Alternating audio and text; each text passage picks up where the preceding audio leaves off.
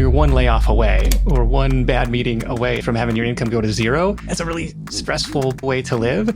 The realm of potential side hustles has expanded in the last 10 years. You are famous for having a lot of side hustles. What are some side hustles that do well in tough economic times? My very first side hustle was... How do you think AI is transforming the side hustle world? It has improved certain processes, has made things more efficient, but an entrepreneur is somebody who jumps off the cliff and figures out how to build their parachute on the way down. What side hustles allow you to do is just reduce the height of the cliff. Even if you don't have a side hustle, even if you don't have a business, you are the CEO of your own life. Is dropshipping a thing anymore? Well... Yap Gang, welcome back to the show. And today is especially relevant for all my entrepreneur wannabes and newbies because we're lasering in on the topic of side hustles, which is often the first step into entrepreneurship. Now, side hustles are really popular nowadays and with good reason.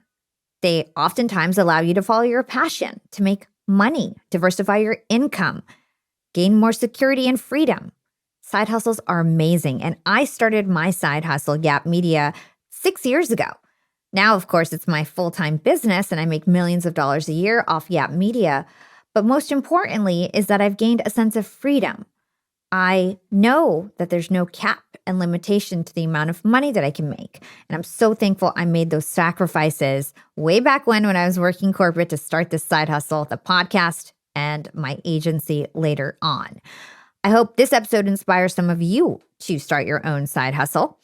And joining me today is Nick Loper, who is the king of side hustles. He is a blogger that has written about side hustles for over a decade now. He's tried so many different side hustles and reported back to us about his experiences. And he was very transparent about the money that he made. And the blog is called Side Hustle Nation. He's also the host of the popular podcast called The Side Hustle Show. And Nick is a wealth of knowledge when it comes to side hustles. He's going to tell us what's hot, what's not. He's going to explain how AI is transforming the side hustle world. And we're going to learn some of his best practices for launching your first side hustle. Let's dive right into my conversation with Nick Loper. Nick, welcome to Young and Profiting Podcast. Happy to be back. Thanks for having me. Of course. So, fun fact, I was looking back in the archives and I realized that you came on the podcast back in 2018, episode 10. You were one of the first podcasters and people in general that I've ever interviewed. And I think it's just so awesome because you were somebody that I looked up to. And now everything is so full circle because I'm not only interviewing you again on the podcast, you're in my podcast network. We work together. And so I just feel like it's just like a beautiful moment right now. Well, it was one of these things where I think you reached out, whatever that was, 2017, 2018. And it's like, this girl's a go-getter, she's going places. I want to just, want to watch this journey. And it's been really inspiring to see what you built starting as a side project and into this, media behemoth conglomerate that you got going on now. Thank you. I really appreciate that. I appreciate you taking a chance on me. And so when we first spoke in 2018, side hustles was kind of like, not necessarily new, but it was becoming this trend. And we were talking about like the gig economy. And we were talking about remote work and the future of remote work, not even realizing that 2 years later, everything would accelerate with COVID. And so my first question to you is, give us the evolution of side hustles. How did it start? When did it start to pick up steam? And where are we at now? Yeah, I don't think it's a new concept by any means. I think previous generations would have called it moonlighting or having a second job. And it might have looked like bartending on the weekends or delivering pizzas or having a rental property. But the realm of potential side hustles has absolutely expanded in the last 10 years with the rise of, peer-to-peer gig economy type of apps, plug and play side hustles. I always sign up for Uber and go drive around or do DoorDash and stuff like that. There's a peer-to-peer platform for just about anything. If you have an underutilized asset in your life, whether it's your house or your car or watching other people's dogs, there's all sorts of different things that you can do. And Side Hustle Nation has been a beneficiary of that rising tide of interest in side hustles over the last 10 or 12 years. And it's become much more mainstream. And I think that's one part out of necessity where like, hey, look, housing, healthcare, education, like some big ticket expenses have not gotten any cheaper. Wages by and large have not kept pace with some of those big ticket increases in expenses. And so approaching it out of necessity on the one hand, and then approaching it out of like this proactive desire to spend your free time more effectively, more productively. Like if your day job isn't scratching that creative itch, like maybe something outside of your 9 to 5 can do it. And we see people really tackling it from both sides. Yeah, I mean, side hustles have totally taken over. I feel like everybody I know has a side hustle.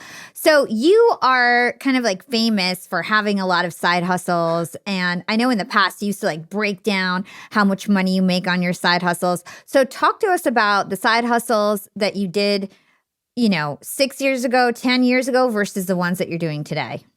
My very first side hustle was, well, aside from like painting houses in college, like I don't know if that counts, but the first online side hustle was a comparison shopping site for shoes. Like in the early days of the internet, 10 different stores have this pair of shoes that you're looking at. We'll tell you where to find the best price. Like it was an affiliate marketing type of business where those stores would pay a finder's fee. They would pay a commission for driving sales to their sites. That was a good one. I started a virtual assistant directory and review platform called Virtual Assistant. Started in 2011, sold in 2020.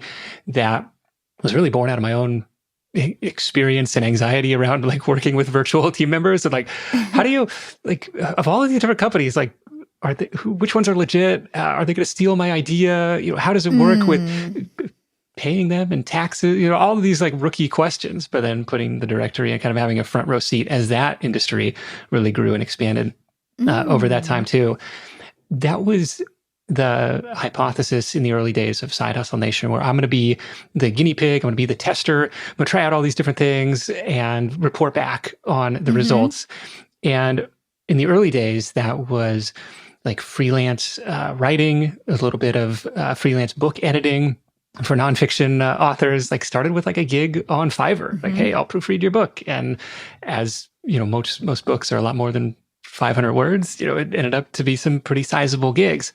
What else did I did? I did a lot of like Amazon FBA clearance arbitrage in those early years because somebody told me about it on the podcast. It's like, there's no way in the era of big data and anything, it's like, that this is actually a thing. But sure enough, you go to Walmart, you scan the products, and you're like, oh, okay, it says there's profit here. Then you ship it in, and it sells immediately. And you're like, okay, I guess this is a thing. Doing that kind of thing, selling digital products, creating online courses on Udemy, doing the self-publishing thing, just trying my hand in a bunch of different areas. And I think it was a ton of fun to play around and do those experiments. It really was. And I remember that's how I found you. Like your blog was so popular. And I remember just reading all these like awesome ideas in the ways that you make money. Now, today, one of your biggest side hustles is podcasting. So talk to us about how you monetize your podcast. Well, this is the dream job. If I can show up and get paid to do my hour and a half of radio every week, like this is, I don't know why I would ever give that up. Like I get such a kick out of scooping side hustle stories and connecting with people with really inspiring businesses that they've built. I mean, the show is primarily monetized through sponsorships. Most of them are coming through Yap Media these days. And it took years, to be truthful, before that could meaningfully be called a full-time income from the show. What was more helpful early on was recognizing, if you're doing a weekly show, I mean, podcast advertising is amplitude and frequency. It's like, how big is the audience and frequency? How often can you reach them? And so if you have an Entrepreneurs on Fire daily show with a big audience, like, yeah, absolutely. You're going to kill it on advertising. But if you're doing at that time a weekly show with a modest audience, like, does this really pencil out? But using it as a content marketing channel to build up an audience, build up an email list, build relationships and trust, it still was absolutely worthwhile to do in the early days. And you still get all those benefits, even though the show is now monetized with primarily with pre-roll or mid-roll ads rather through sponsorships. Yeah. And to your point, podcasting is no easy route. It's not like you're going to start a podcast, get really rich. However, if you can build an audience, it is very lucrative. And there's really not that many podcasts out there that get a lot of downloads. And so filling up your sponsorships is a lot easier than one might think. The key is just growing that audience, which is the hard part. That's the hard part. I don't know. Do you have like a different framework or a way to think about that? I think of it in terms of what I call the listener pyramid. With its, pyramid with four levels, you have strangers. Unfortunately, that's the biggest section of the base of the pyramid. Strangers, people who don't know you exist. You've convinced some of them to become listeners. You've convinced some of them to become subscribers. And then ultimately what you're shooting for at the top of the pyramid is fans. These are the people who listen to everything that you put out. They're the people evangelizing for you. They're spreading the word. They're, taking your recommendations. And with every piece of content that you create, it's like trying to ascend people on that pyramid, from, really compelling titles and topics to hopefully get a stranger to give you a chance and listen to you for that first time. And then hopefully they do, and they're compelled to click that subscribe button, to that follow button. And hopefully if they spend enough time with you in their earbuds, they become fans of yours and help spread the word. Yeah, I love that framework. Now, Nick, I sell your ads and you're sold out. And I'm always like, hey, Nick, can we do a newsletter series? Or can you drop another episode per month? Or I'm always like trying to convince you, like, what else can we monetize? We need more inventory, right? Because that's how my brain works. And you're very much like chill. You're like, you know what? Like, I'm happy with the number of ads. I'm curious, like, how do you decide whether or not, because it's basically like another side hustle. I'm saying like, hey, Nick, are you willing to do webinars? I can sell you webinars, and you're like, well, let's just slow down here. Yeah, what is your thought process? And absolutely, for the right partners, for sure. But like, you want to keep, maintain a certain level of ad to content ratio on air, for sure. And there's a lot of, veto power and betting on what sponsors you include. You're like, is this going to be a fit for the audience? Is this a brand that I know, like, and trust? Is this something that I've used in the past? In a lot of cases. More so the question, Nick, the question is really like, how do you choose whether or not you're going to add more work to your plate? That's really what I'm asking. Yeah, a friend of mine in a mastermind group posed this decision framework, and it stuck with me ever since. He said, like, with every decision you make, does it add complexity or reduce complexity? And it's kind of like a decision framework. It's like, is that trade? And if it adds complexity, okay, is it permanent or is it short term? And, is that trade-off going to be worthwhile? And just, really grateful to be in a position, lifestyle, business-wise, where it's like, obviously like making money, it's fun, but at a certain point, you're like, well, you still have to do right by the audience. 100%. And I feel like some of our best creators in the network, like you and Jenna Kutcher, for example, your mindset is always there. Like, how can I make sure that A, it's worth my time, it brings me joy, it's something that I want to spend my time doing, and B, how do I make sure that I'm, have integrity with my audience? So I feel like that's why you guys are sold out and do such a great job. So aside from loving what you do, being passionate about side hustles, what are some of the other benefits of doing one? I mean, it's building a skill set. For me, I think my boss might disagree, but I think it made me a better employee. Where, at my day job, my old day job, like, I was at the bottom rung of this, Fortune 500 company. But, by nights and weekends, like, I was the CEO of my own little project. And I think that gave me that bigger picture, even though, look, stay in your lane. This is your responsibility. These are your deliverables. But it's like, and then, calling on car dealers, like being able to talk to their owners and general managers and like maybe hopefully better speak their language a little bit. I think it made me, kind of have that bigger picture and just having a sense of control. Like, I feel so many people just take what is handed to them, take life as it is. And so exercising a little bit of proactive control on some element of, even if it doesn't see results in the first month or the first sometimes several months, but like, okay, I'm doing something for me. And there's some entrepreneurial upside to it that, maybe it doesn't scale to quit your job, but there's still some benefit of doing that. And you can think of it in terms of like the side hustle snowball is a framework that we talk about, where it's like, you've itemized out your expenses from smallest to largest. It's like everybody wants the side hustle that erases their mortgage or their rent. And that's a great goal to have. But like, could you pay for your car insurance? Could you pay for your cell phone bill? Could you erase your gym membership or whatever it is? Like celebrating those small wins, because I think there's some value in that too, like erasing those expenses with new income. Yeah, I think that's awesome. And I totally agree. And I have to say, I think side hustles also add a layer of security. I have been talking to some of my girlfriends who have recently lost their job. And I feel like so many of my friends that had a 9 to 5 are finding themselves jobless right now. And these are women that are so talented. They've always been employed. Like they have no reason to not be employed. And then I think back to young Hala starting Yap Media side hustle and the podcast for 3 years while working corporate and all the hard work I did to kind of get it off the ground. And it makes me realize like, wow, like I'm so blessed because I'm so secure because I took that risk and I put in that work. So I guess like, what are your thoughts around the security piece around it? Yeah, there's some element of that whole digging your well before you're thirsty thing. There's a lot of stress. Like if you mean you're one layoff away or one bad meeting away in some cases from having your income go to zero, that's a really stressful position to be, like a really fragile way to live. So I think there's definitely some of that security benefit. And it's not going to be immediate, probably, but it's something you can kind of stack up over time. I think Reid Hoffman has the quote about, an entrepreneur is somebody who, jumps off the cliff and figures out how to build their airplane or their parachute on the way down. What side hustles allow you to do is just reduce the height of the cliff. Because it's like, that sounds terrifying. It's like, well, if we can make it just a step off instead of this huge leap of faith. Yeah. So let's talk about some side hustle ideas. And since we were just talking about, tough times, what are some side hustles that do well in tough economic times or, are just pretty stable type of side hustles to go after? Yeah, we came across one that would probably not check this box. It was called Porch Pumpkins. You can check her out on Instagram at Porch Pumpkins.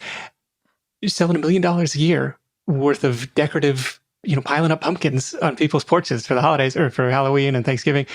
And I was like, I don't know if I would call that a recession-proof business, but fantastic. Good on you for tapping into this demand where, you kind of go down like Maslow's hierarchy, right? Where, food and shelter all the way up to like self-actualization. And so like the harder times get, the more people are focused on, basic needs. And so if you're providing something in that realm, even if it's like a food delivery service or maybe the food delivery, budget gets cut back, but like going lower down on that hierarchy of needs.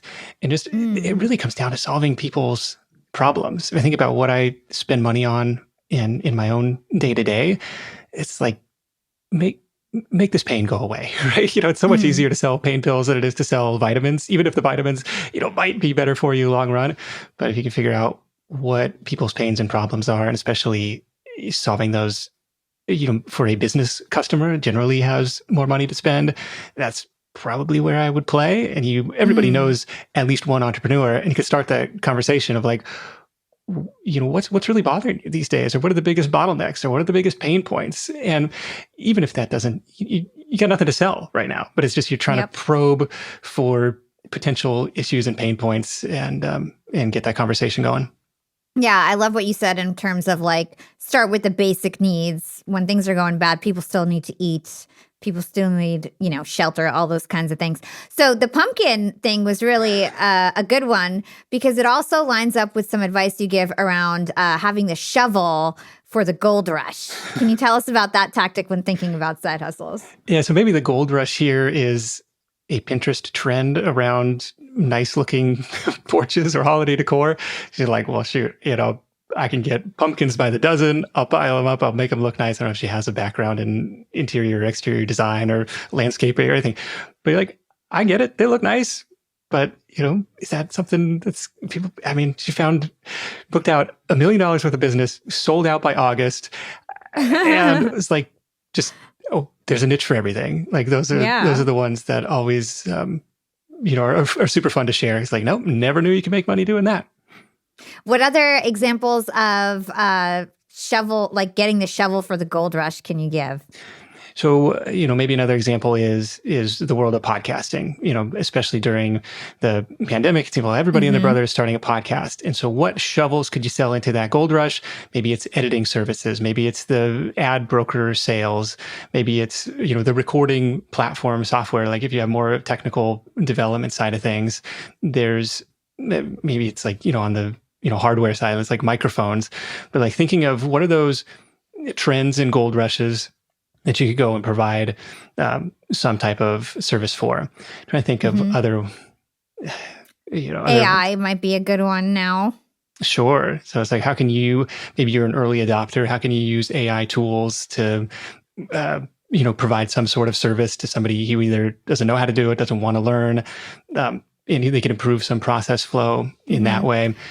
We've seen people kind of like piggybacking on the popularity of other like software tools, where if you are a Notion expert or a Pipedrive expert or like HubSpot or HubSpot or Honeybook was one that we had on the show recently. It's like you can help other companies implement this. You've already got the proven templates, and the advantage is there's already some level of awareness and search demand, coming, people are typing in questions into YouTube about these different software tools. Well, how do I do such and such in this thing? You create that video content and, hey, I'm an Asana consultant, and today we're going to learn how to do blah, blah, blah in Asana or HubSpot or QuickBooks or whatever it is. Yeah, I love that. Also, like Airbnb is a great example. When Airbnb got popular, then you have like the Airbnb management, the Airbnb cleaners, and stuff like that. Yeah, the furnishings, everything. Okay, so what about the most profitable side hustles, or maybe some of the hottest new side hustles that you can talk about? Oh my gosh, the most profitable one that comes to mind from recent memory, this guy must have just been printing money. This is a web design service called 180sites.com. I think because he started initially charging $180. I think the pricing has changed, but focusing almost exclusively on building websites for pressure washing companies. So take this and run with this in any niche imaginable. If he's doing this, just focusing on like building sites for pressure washers, charging instead of, like typical web design might be sold as like, $5,000 upfront cost to be able to do this website, flips that on its head. Hey, I'm just going to charge you $180 a month, $200 a month for a 2-year contract and then ongoing maintenance after that. We're going to host the site. If you need any updates, we'll get those done. We'll make sure it's secure and represents your business well. And because his customer is like, well, it only takes one extra job or half of an extra job to pay for this fee every month. Like it was a pretty easy sell. And when we recorded, he had just, I think, had his first $100,000 month. And it was like this recurring revenue business model. And I was asking him, well, and it gets easier. With every client you do, you kind of add that to the existing template. You're not starting from scratch every single time. It was like, it probably doesn't take you very long to recoup your costs. He's like, no, after month 2 or whatever, like we're broken even and the rest is gravy. It's like insane profit margins run by a primarily overseas team. Is he just targeting those businesses, or he's targeting like multiple industries? I think if somebody outside of a pressure washing company came to him and asked him to build a site, like he'd absolutely do it. But that was the bread and butter. And because he had, at this point, several different templates, kind of like, well, pick or choose which one you like, and we'll build that out for you. And so that added to the economies of scale and efficiencies of it. It's so random, like how many pressure washing companies really are out there. Let's talk about AI. How do you think AI is transforming the side hustle world? Are you worried about a lot of the typical freelance jobs going away, or do you think it's going to augment and create more jobs? It's a really interesting place to be right now, because on the one hand, as a content creator, as a user, it has improved certain processes, has made things more efficient. At the same time, like the AI snippets in Google are taking some of our traffic. It is, a challenging place to play. Like a year and a half ago, we recorded this episode on, doing faceless YouTube content, like try and win the viral lottery, like create a video around some topic that's already trending. And it was hire a scriptwriter, it was hire a voiceover artist, it was hire a video editor, and then hire a thumbnail designer. And that was the thing. It was like, and we talked to the guy a year later. It was like, well, now we got ChatGPT writing the scripts. Now we've got AI narration. Now we've got, I think he still had a human video editor compiling stuff. It was like several of these different roles had been replaced by AI, or 80% of it replaced by AI. He's like, I still go in and edit that script to make sure it is correct. But it was really interesting to see how some of that previous freelance talent at the low end got evaporated within a year. Yeah, I know. AI has been really like, it's really helpful, but it's also really scary because I do feel like a lot of people need to figure out how they can level up and kind of differentiate outside of what AI can do, especially if you're like a graphic designer or a copywriter. I also feel like it's going to create a lot of competition because now anybody can kind of be a graphic designer because you can use all these different tools and suddenly offer graphic design services. Do you feel like, are you worried about that at all? I'm more worried about like deep fake stuff. Is somebody with hours and hours of their voice on the internet? Have you played around with 11 Labs at all and like the voice cloning? Yes, I have my AI voice. We use it when I'm sick, and if I like miss my commercials or something, we'll use it. Yeah, I mean it's crazy, and it's not. And maybe it's just me because like I know that I didn't speak it, but it sounds pretty good. Like that sounds like me. I'll give it to you. Yeah. They're not getting the tonality right, though. I feel like we still got that over the machines for a little while. Yeah, it was an episode concept we were thinking of throwing out for Halloween. Like, could we do 100% Zombie Nick episode? I love that. Through 11 Labs. And like, we ended up going with a different concept for that episode. But like, you could do little segments. And absolutely, if you need to tweak something in that commercial and you don't have your recording equipment handy, it's like, just okay, we'll swap out that word for that word, and it sounds just fine. It does. We'll see how it goes. Hopefully, maybe one day I'll never have to record commercials again. That'd be a blessing. I was going to say one cool one that we're using on the video front. We're still like the bottleneck is still in scripting, and so we're still working on ChatGPT, like how to turn this blog post into a compelling video script and like priming it in such a way. It's like you wouldn't just read off the blog post, like that wouldn't play very well. But there's this tool called Pictory, which we've been using for the last several months, where you upload the script, you upload your voiceover narration, and it pulls in hundreds of stock video clips that would have taken me or a human editor hours and hours and hours of like tedious manual labor to do that and splice that together. It does it in just a few minutes. And I think it creates a pretty visually compelling video without you having to be on camera. Like I'll come on, I'll introduce the topic, talking head so they like know that it's an actual person for the first 5 or 10 seconds. And then it's just roll this tape. And it's pretty visually compelling. And some of those videos have done pretty well. Oh, wow. I can't wait to use that. Pictory, it's called? Cool. Yeah, Pictory.ai. I got to do I need to do a whole video kind of demo on our use case for it. Yeah. Okay, so let's talk about how we can get started with some side hustles. So I know that service-based side hustles are the easiest to get started. So I started that way. I was good at social media, and then I started a social agency, and I started to just do that for other people. But talk to us about some of the disadvantages.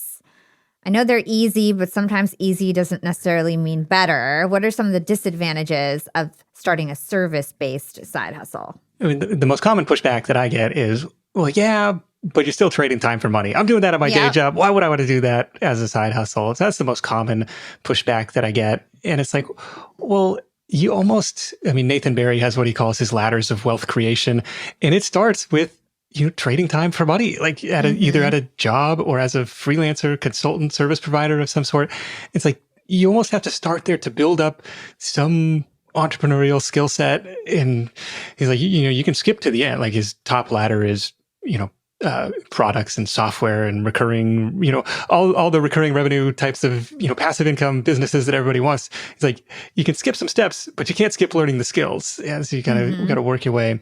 And I was a little bit surprised to find that more guests started with a service business than any other business model, because it's like it doesn't have that allure of passive income, but it's not necessarily where they end up. It's like, okay, that's where I started, and then it sparks some other idea, or it sparks this conversation or you meet somebody through that, and the businesses start to evolve, the opportunities become visible once you're already in motion. But most people do start in that. And this, there was me painting houses in college, like trying to figure out how to sell something and go through all the steps in that process. Yeah, totally. And I can even think about it from my perspective. When I first started social media and my agency, I was pretty hands-on. Like I'd be involved with the accounts, leading the strategy, even writing the posts, I think, when I first started. And then, you build an agency, you build a team under you. Now there's pods that manage my accounts and you can scale it. So any other ideas in terms of, aside from the agency model, of how you can scale a service-based business?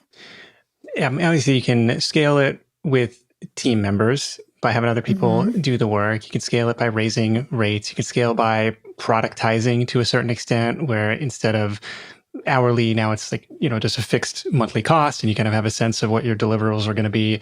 So you can sell it maybe without even talking on the phone with a customer. Like they just click the buy button and there's a level of trust that's built up. You could scale through referral partnerships, where it's almost like white labeling through, like, this isn't a service that we provide, but we can, partner with this other agency or this other service provider. We've seen people do that. We've seen a friend of mine he was running like this SEO business and eventually got fully booked up, sold out, and he started making money not doing the work. Like, oh, but I'll introduce you to this other guy, a friend of mine, or this other business owner, and like would get a finder's fee for sending work to somebody else. I was like, well, that's pretty interesting. And that evolved into kind of like a matchmaking directory or lead gen type of directory for that type of business. Like, oh, well, answer a few different questions about your goals and your type of business, and we'll match you, or, we'll introduce you to the company that's the best fit. It's like, oh, dang, you could probably do that in just about any niche. Yeah. And also, I guess you could turn your expertise, like whatever you were doing, into a course or an info product and sell that. Yeah, a very common path to go. Do the thing, get the results, and naturally you're going to have people asking, well, how did you do that? How did you build your podcast? Or how did you get so many social followers? And you're like, you get tired of answering the same question over and over again. You're like, well, let me just record the answers. We'll package this up into a digital product. Yap Gang, 2025 is a year of change for me. I'm single and there's nothing tying me down to Jersey anymore. And so I'm looking to set up residence in Florida or Texas and stay there at least 6 months and 1 day out of the year so that I can save on taxes and switch up my dating pool. Now it's a toss-up between Austin and Miami. I'm super familiar with Miami, but I haven't really explored Austin much. With so many entrepreneurs loving it out there, I at least have to test it out. And so me and my business partner got a beautiful home on Airbnb. We're going to try out Austin and see if it's the right fit for us. While I still have to make a decision on what city I'll live in for most of the year, one decision I've already made is what to do with my new pad when I'm not in it. Hosting on Airbnb, of course. The thing is, when it comes to hosting my place on Airbnb, I don't want to worry about the hosting part. I'm so busy with my company and my podcast, and now dating is also a full-time job. But now with Airbnb's new co-host network, I won't have to worry about it. That's right, hosting on Airbnb just got a whole lot easier. With Airbnb's co-host network, you can hire a high-quality local co-host to take care of your home and guests. Vetted on Airbnb, co-hosts have knowledge in the hosting space and can help get your investment property set up for you. Imagine having somebody who can handle reservations, guest communication, and on-site support so that you can handle other things, like your business. Now, while I'm going to find myself a cowboy, you can find yourself a co-host at airbnb.com/host. Speaking of products, there's lots of different product side hustles. Can you talk to us about product licensing and how that works? Yeah, have you connected with Stephen Key from InventRight at all? No. Fascinating guy. So he's been doing this for decades, helping aspiring inventors license their products. And the way we kind of framed it was like, rather than at this time, like Amazon FBA, private label was the hot thing. Like, tap into this huge market on the world's largest store, Amazon, and almost, build it and they'll come, almost was how shooting fish in a barrel. That's at least how it seemed from the outside. His argument is like, look at all this upfront risk that you have. You got to buy, 500, 1,000 units of whatever this product is. You got to spend additional money on marketing, advertising, collecting reviews. And then even if it hits, you're going to be reinvesting capital into inventory, sometimes for years before you can take those chips off the table. He's like, what if instead you just pitch the idea to some company that already had the marketing, manufacturing, and the marketing firepower to make this thing a hit? And we talked to a guy whose business was like a Pictionary-inspired card game. It's like, here's something that already exists. Here's my creative spin on it. Sold it to Mattel, standard maybe 5% licensing fee, which they sold they netted like $300,000 in royalties. This guy was like a dentist in Georgia. It was like a little side project for him. Another guest had, she was like a softball player, a softball coach, and she was playing third base and her hand kept getting hurt with hard ground balls. So she like had a little, padded inner glove thing she would stick inside her mitt. And that was her little licensing invention. Or somebody else had, it was like a koozie, like a can holder where you could like, the little bottom would freeze and it would fit into the dimple of your Coke can or your beer can. And it was like, oh, okay, that's, just these little pivots on products that already exist. It's just such a creative way to go about it. I love that. I love those ideas. And I love the fact that you don't necessarily need to be like a business person. You could just be an inventor and then pitch it to other businesses. So that's cool.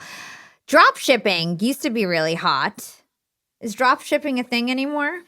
It is less popular than it once was, but still can work. The drop shipping is where you don't hold any inventory, but you partner with people who do, and usually it's going to be big ticket item or bigger ticket purchases that aren't readily available nearby. Like you've seen people doing like golf simulators or giant commercial inflatable bounce houses, or maybe treadmills or treadmill desks, maybe like barbecue smokers type of thing, but like typically bigger items where you don't have to hold the inventory. You strike up partnerships with the distributors or manufacturers and you collect orders, you do the marketing, and then you ship it out, or the distributor ships it out on your behalf, or the manufacturer ships it out on your behalf.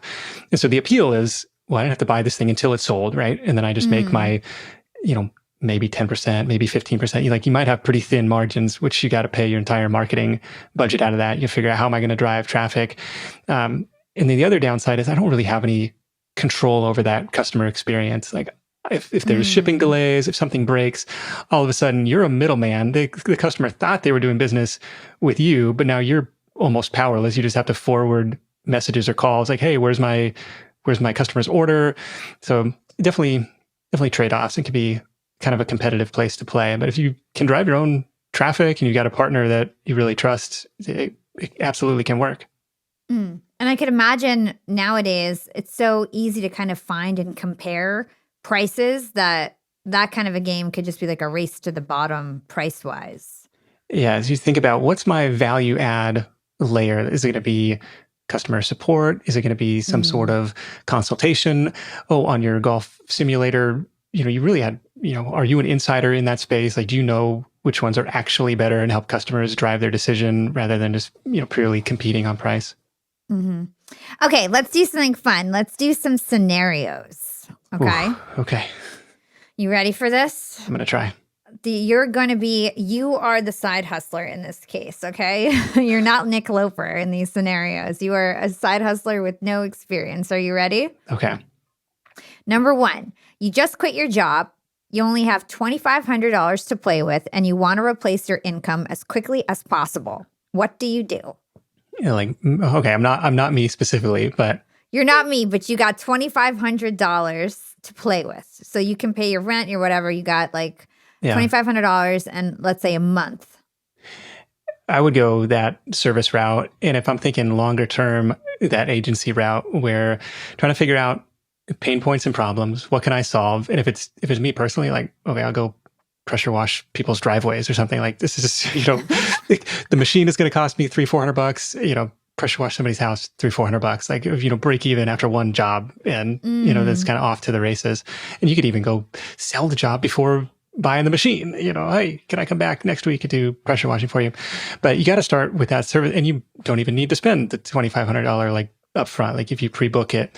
But longer term, it's like, well, I'm still trading time for money. I don't have a lot of leverage in this. And so we talked to some really inspiring younger entrepreneurs recently who were doing like a window washing business or even like a car detailing business where it's like I can find other people who know how to do this work probably as good or better than me. I just need to be the marketing arm. I need to be the administrative arm, the scheduler, the kind of being a better administrator, better operator, and then just finding trustworthy people to go out and do the work. And so kind of similar to your agency, your social agency model, where that has got some scalability and some legs to it. I love that idea. That seems so like realistic. Like anyone could just go out there and do that. Okay, number 2. And maybe you are Nick Loper. I don't know how we should think about this. You're Nick Loper, but you don't have all this current side hustles that you have right now, okay? Okay, you have no background in e-commerce and you decide you want to sell handmade products online. How do you get started on the right foot and avoid the typical obstacles? I think for handmade products, you got to figure out where the demand is. And it's probably going to be on Etsy and maybe Amazon Handmade if you can get accepted into that program. The challenge is, and there's some keyword research tools that can help you with, with kind of evaluating Etsy demand. And to their credit, Etsy has a lot of public data where they'll show you the number of sales that each shop has made. They don't tell you like on the individual product level, as far as I'm aware, but it's, rather than trying to create demand from scratch, it's so much easier to fill demand. So try and figure out what is already selling and like how can you put your own unique spin on it. So that's where I would go, especially if I don't have an existing audience. I'm going to be relying on Etsy's audience in this case to say, hey, these products are popular. How can I throw my hat in the ring and try and capture some of that demand? I think that is so smart. I think that is one of the biggest mistakes that I see people do that are trying to launch, especially products.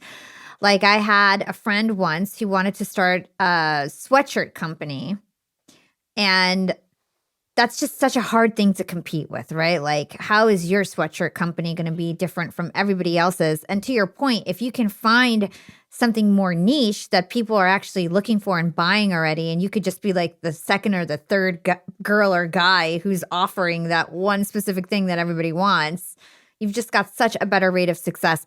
Is there any insight in terms of like testing products or anything that you want to share? Well, Etsy is nice from that standpoint because all it costs you is 20 cents to put the listing up. But we had a guy who was doing like these Renaissance style pet portraits. And I think he had actual, Photoshop experts on his team. You probably do this with AI now where customers would upload a picture of their dog and he would put him in this like frilly, Henry VIII type of outfit. And, and it was all print on demand. And so you'd ship these guys the products. Something like that would be really interesting. Some like AI powered type of thing where it gets like, if you're doing the print on demand thing, very much a volume game where the people I see having the most success have thousands of products out there. And you're just dealing with copycats like all day long. If something sells, the bots or the other people who are watching that say, oh, we better make a copy of this shirt because somebody bought it. And it can be really challenging, but it's super rewarding. Like when we get those, Redbubble sales notifications or those Amazon merch sales notifications, like, hey, it's passive income once it's up there. Yeah. And to your point, channeling demand on a platform like Etsy is just so smart because they're already bringing the customers in and these customers are looking for handmade items. And it's just so much easier than creating your own website and trying to generate your own traffic. I feel like a lot of people like take the uphill route. Would you agree? Yes. Now, the advantage to building your own audience, obviously, like you have much more control than because it's Etsy's customer. It's not yours. It's Amazon's customer. Yeah. It's not yours. We had a woman on last year. The site is called Strapsmith. And no, it's Strapsicle. Strapsmith is watch straps, another friend of mine. But Strapsicle is this little silicone strap that goes on the back of your Kindle so you can read with one hand. And the origin story was fantastic. I was breastfeeding my son and, the Kindle dropped on his head and everybody was really upset. Like, there's got to be a better way. None of the existing straps were great. So we went out and invented this thing. And what she did which was, I thought, really smart. Like, lots of influencer marketing, like partnering with TikTokers, like Book Talk was like the sub community that she found, like people who were really into Kindle and tapping in, hey, let me send you a free thing, no obligation, no strings attached. And, here's a offer code if you like it. And was selling the crap out of these things with, you can imagine, like, doesn't weigh anything, like almost no cost to ship, almost no cost to manufacture. And then when it was time to launch on Amazon, they had this existing audience that they could push over there to leave reviews, to go and buy the product, where I think most people start Amazon first and then try and wean back onto their own Shopify-powered platform. And so much harder to go that other direction. I totally agree with that. Yap Bam, if you're anything like me, you did not start your business so you could spend all your time managing your financing. Budgeting, invoicing, and tax planning are not exactly the most fun part of entrepreneurship. I'm terrible at those things, but we've got to do them. My COO, Jason, is actually really good at that kind of stuff. But even he doesn't want to switch between 5 different apps for banking, expense tracking, and contractor payments.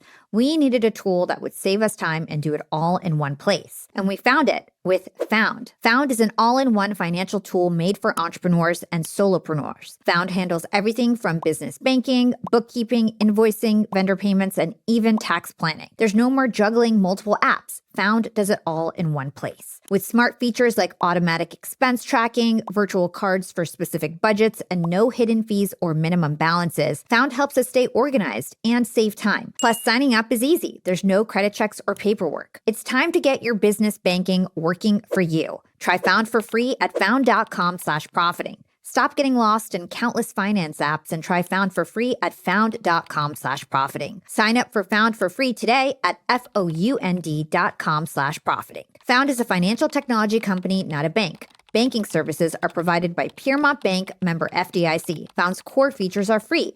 They also offer an optional paid product, Found Plus. Something that I read of yours that I thought was really interesting is that you actually consider a side hustle being growing an audience, right? You call it an audience business. So talk to us about why having an audience in itself can be a side hustle with multiple avenues. Yeah, this is probably, tier 3, tier 1 services, tier 2 products. Tier 3 is this really flexible hybrid, content-based business, audience-based business, where it could be a social following, it could be a blog following, a podcast following, a YouTube following. And once you have people paying attention, like the entire playbook opens up. Yeah, sure, you could sell services, you could sell products, you could sell attention in the form of advertising or affiliate partnerships, but it really is a powerful place to play. And that's really where I've spent the bulk of my side hustle and entrepreneurial time over the last 10 years, trying to figure out how to get more traffic, how to get more listeners, how to get more email subscribers, and play in that space, because the scale is almost infinite, right? It takes, as you know, the same effort and energy and investment to create an episode, a podcast episode that 10 people listen to, or 10,000 people listen to, or 100,000 people. And so it's a really unique platform in that way. And the same thing with social content or video content. Okay, so scenario number 3, and this is something I didn't realize you would have so much experience with, but apparently you do. So you want to be a virtual assistant, but you find there's too much competition. How would you stand out? Yeah, you got to niche down. And so to say I'm a general virtual assistant, it's kind of a race to the bottom.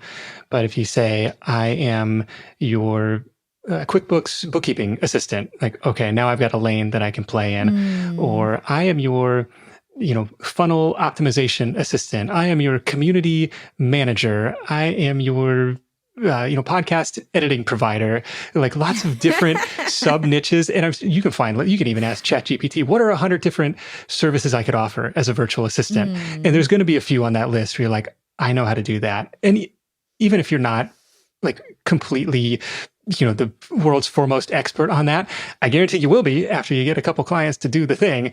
And then you can, again, you can start to agencyfy that. You can start to productize that, and you might have some fun doing it. Or you might find, I really didn't like doing that. I'm going to try option B. Go try something else. I love that one. Okay, last one. You love photography and you've been doing it just as a hobby for years. You want to start charging for your services, but you feel nobody will take you seriously. How would you transition from hobbyist to paid photographer? Oh, I like this one. This is actually my wife's side hustle. So she does wedding photography. She does family photos for holiday cards and stuff like that. What was what it was for them from hobbyist to professional was getting up the nerve. And this was, 10 plus years ago, but ad on Craigslist, we'll shoot your wedding. Her and her partner will shoot your wedding for $200. I think it was like starting super, super low. Because in this business, portfolio sells. Like if I am a bride and you don't have any wedding pictures, like you're going to have to cut me a real good deal for me to take a chance with you on our wedding day. But that's what they did. And they booked up. And I was like, who is looking for wedding photography on Craigslist? And maybe today it would be, Facebook groups or Facebook Marketplace, different places to play. But in that era, that site had some eyeballs. And sure enough, they booked up 10 or 12 weddings. They raised their prices as with each one. And now they, charge $4,000 or $5,000 for this wedding package. But they had to have that portfolio to build up the experience of doing it, live under the pressure. Like we can't, like a family photography, like, okay, it didn't work. We'll just do it again next weekend. Like we're not going to restage this whole wedding. So we got to get it right the first time. So building up the confidence to do that and building up the confidence to charge more and more and land higher paying clients, better venues, and all of that, and lots of cool stuff. Like, so they found a strategic partnership with one of the wedding venues in California, where it's like, and the conversation might be as simple as, what does it take to get on your preferred vendor list? Like, who are the companies that you work with over and over again? And they're like, it's, fill out this application or, make sure you have this insurance and we'll add you. Like, it was not a difficult process. And now all of a sudden kind of a steady stream of weddings come through there. It could be one cool one is like partnering with the local school PTA. Like if they have a silent auction, okay, we'll auction off a photo session. So we get in front of all the parents at that school and you kind of start the word of mouth. It's like micro local influencer marketing almost. Like it only takes one person who knows a lot of other families to start to refer you out. I love that. Such good tips there. Okay, so a lot of the stuff that we were talking about so far has been about like skills, like scaling out our skills. Even some of the e-commerce stuff takes a bit of skills. What if somebody's like, listen, like, Nick, I don't have any skills. What are some no-skill side hustles that I can tackle? Yeah, this is where probably pause and first give yourself some credit. Like you probably have some skills. By definition, like any job you've had, like that was a skill somebody thought was worth paying for. At the very low end of this, it could be those gig economy type of jobs. It could be the Instacarts, the DoorDashes of the world. The downside is obviously time for money. It could be limited upside on that sort of thing. But it could also be something like, other what we call like plug and play side hustles. Like we've covered, like becoming a mobile notary loan signing agent, where it's like, if you have an attention to detail and you can get a notary license, like you're qualified to do this work. And it's not rocket science. It's not particularly exciting, like watching people sign papers, but it's not the end of the world either. It could be, taking surveys or doing like online market research, focus group type of stuff. Like, I think these are fun. Like I probably do, $300, $400, $500 a year worth of this stuff. It's like, oh yeah, come to our online panel about credit card rewards, or, talk to us about your favorite video editing software. Like, all right, sure. That's totally fine. It could be like a bunch of apps will pay you to play mobile games if you're into that kind of thing. It could be even like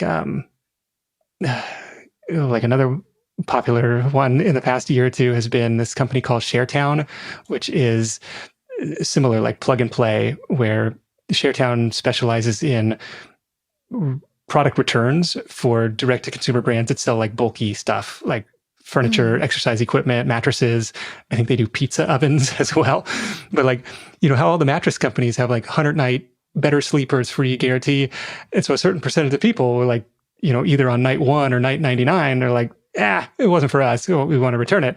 And so Mm. then as the local ShareTown rep, you get dispatched to go pick it up, you clean it up, you resell it. Because Casper, or whoever it is, like they can't take that mattress back. They don't want it back.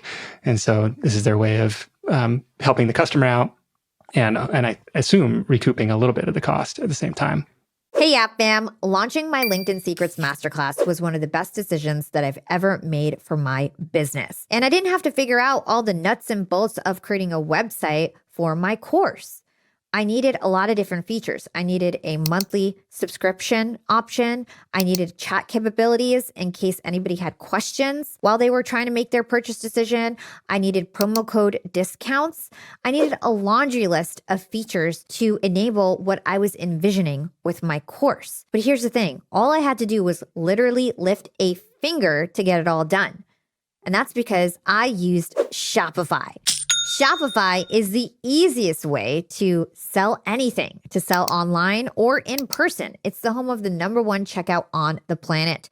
And Shopify's not so secret is Shop Pay, which boosts conversions up to 50%. That means way fewer carts get abandoned and way more sales get done. If you're into growing your business, your commerce platform better be ready to sell wherever your customers are scrolling and strolling, on the web, in your store, in the feed, and everywhere in between. Put simply, businesses that sell more sell with Shopify. Upgrade your business and get the same checkout we use at Yap Media with Shopify. Sign up for your $1 per month trial period at shopify.com/profiting, and that's all lowercase.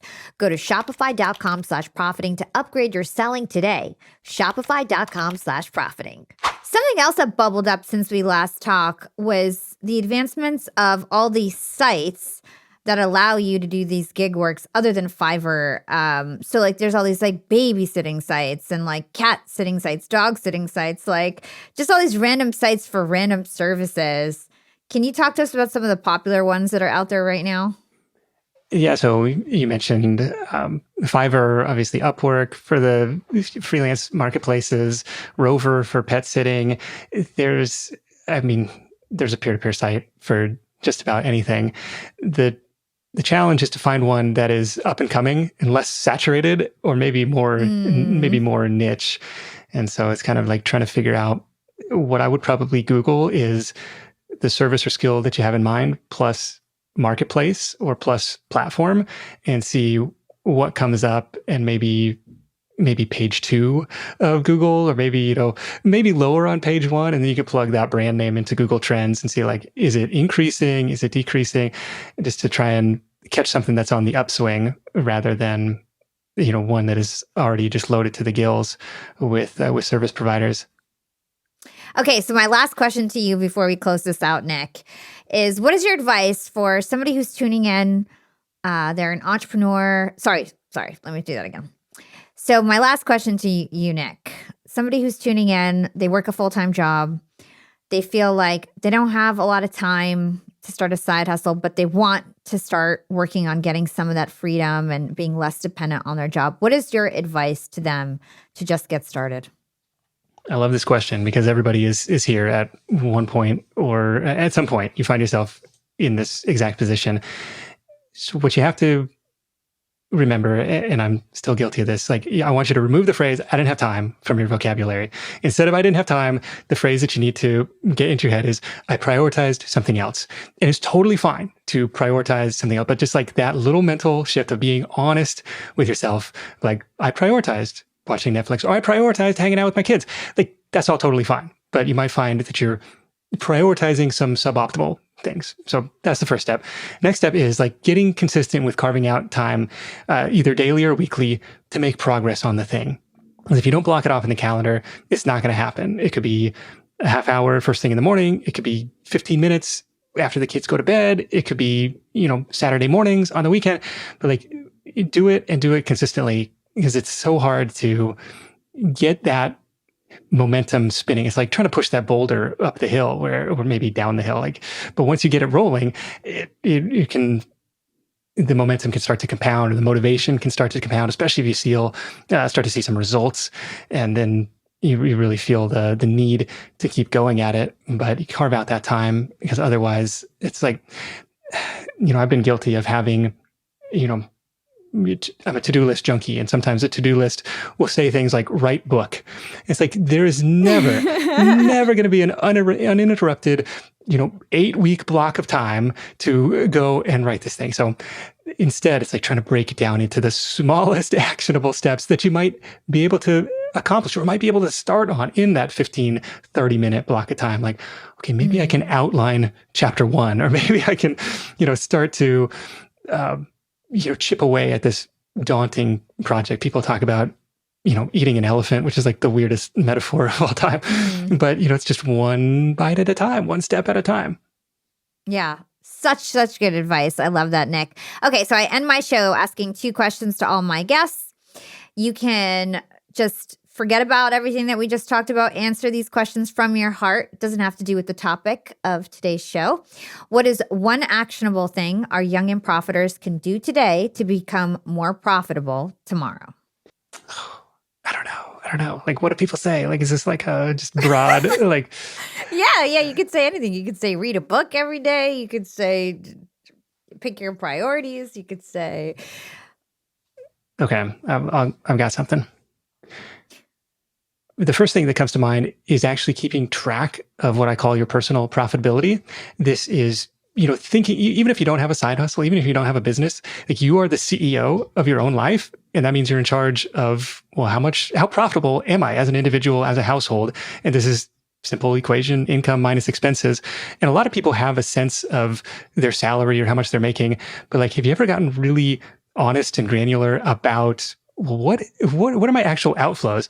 Because every month, my wife and I, we kind of look at the credit card statement. And you're like, whew, a little bit higher than it normally. But it's like, oh, we bought plane tickets, or we had that garage repair, or But it's like, we have one thing in our mind of like, what the base level expenses is, and then another one that's like the reality. And so trying to get honest and like, well, how profitable was it? Having that conversation and kind of keeping track of that on a monthly basis, I think is really important. Is the IRS will ask you for your adjusted gross income and all these weird acronyms and measures, but they don't care about, how much did you actually keep? What was the actual profitability of your household? I think it's really important to get a pulse on that. I love that. That's one that I've never heard, and something that I certainly need to do, because I feel like some months are like, it's so different every time. So it can help you really laser in and budget. And what would you say your secret is to profiting in life? And this can be outside of business, profiting in all areas of life. What do you think is the secret to that? The secret to a profitable life is, again, I wish I had like the one word soundbite. What comes to mind is this willingness to experiment. And it comes down to like this, house painting thing in college where, they let you get several steps down the interview process before they even tell you it's house painting. And then by that time, you're kind of bought in and you're like, well, do I really want to do that? And my girlfriend, my future wife, she was like, it's 3 months of your life. Who cares? Like, if it sucks, it sucks. It's not going to kill you. And that kind of experimenter's mentality has paid off over and over again. Like being, what's the realistic worst case scenario? If it's not life threatening, and the upside is strong enough, it probably is worth a shot. And that's something that we've seen over and over again, separating the side hustle show guests that are having success versus the people who are kind of perpetually stuck on the sidelines, is willingness to take step 1, even if they don't really know what steps 2 through 10 are. It's kind of that, unlock that really helps people, work for profits and not wages ultimately, and kind of unlock that next level of personal freedom, financial freedom for sure. Amazing. I loved hearing your thoughts, Nick. Where can everybody learn more about you and everything that you do? SideHustleNation.com is the home base. Would love to have you tune into the Side Hustle Show. You find it in all your favorite podcast apps. I know we talked about a lot of different side hustles in this episode, but SideHustleNation.com/ideas if you would like even more. It's kind of our annual updated list of the best that we found. Awesome. Thank you, Nick.